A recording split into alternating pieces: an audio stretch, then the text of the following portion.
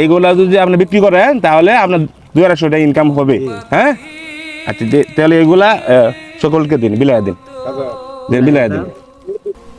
ধীরে ধীরে নিভে যাবে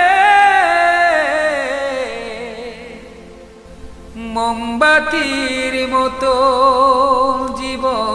এখন তোমার সাথে কথা বলি, 230 টাকা তোমার দাম হয়েছে।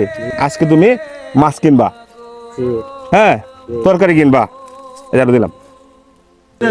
চাল কিনছে আর সেবা সুটকি কিনছে। এই যে দেখেন, এই যে দেখেন, দুইটা মেয়ে আছে। হ্যাঁ হ্যাঁ বেদালছেন বেদালছেন ছোট ছোট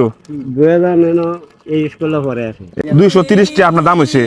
তাহলে আপনাকে আমি দিলাম তো 770 টাকা বেচতে দিলাম।